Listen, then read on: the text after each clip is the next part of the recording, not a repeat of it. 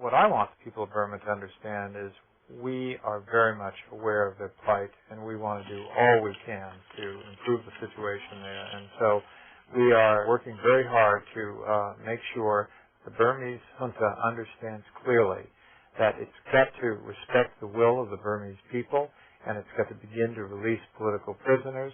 And I can think of no better place to begin than with the release of Aung San Suu Kyi. And we appeal to the regime, to all other countries, to do what they can to promote democracy, human rights, and to release Aung San Suu Kyi from Burma. One of the tactics of brutal dictatorships is to try to convince the people who crave freedom that the world has forgotten them. Let there be no doubt that the world stands with Aung San Suu Kyi and the people of Burma who crave freedom. I think that the best thing that Americans can do to help the Burmese people is to let the Burmese people see our actions as well as our words. My friend Mimi, who was also one of my students on the border, asked me to help her rebuild this school. She originally brought me over so I could see inside Burma and what it was like to be living as an internally displaced person. I feel like I have 35 children. They're not really mine, but they feel like my children. I told everyone, all of my family, when I graduated from college, that I didn't want presents, but donations for the school. And managed to raise enough money for about 4 months. And it only costs $700 a month, and I don't make that much working for a nonprofit, but it's something that I can afford to do. And it's a struggle, but I'm going to keep on doing it. I feel pretty committed. No matter where a totalitarian regime becomes powerful, one way that society could confront this is by raising a generation of young people who just will not tolerate it. Young people who will be strong enough to stand up and fight it. I believe that the only way to accomplish that is to bring young people out of poverty, to lift them out of poverty, and the way to do that is through education. Education, yes. Because they really need education and for their future life. All people need peace and stopping fighting.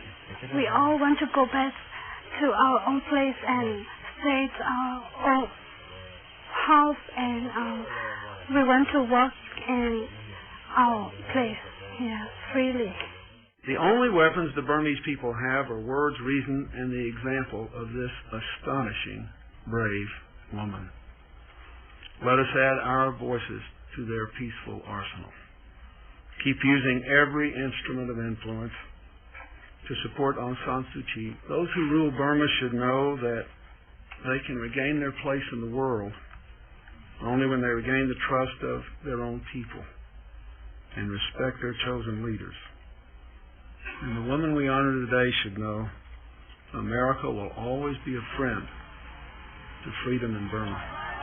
This great woman, before long, will occupy her rightful post as the democratically elected leader of the people of Burma. And I look forward to being there as she is sworn in as the leader of a free and democratic Burma.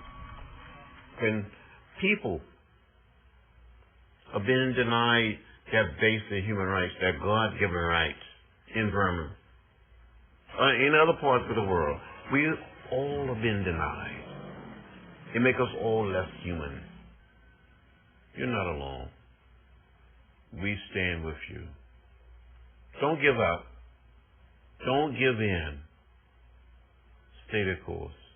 We salute you and pray that you will be strengthened and encouraged by the support of well-wishers around the world who continue to pray for your freedom and for the freedom for the people of Burma.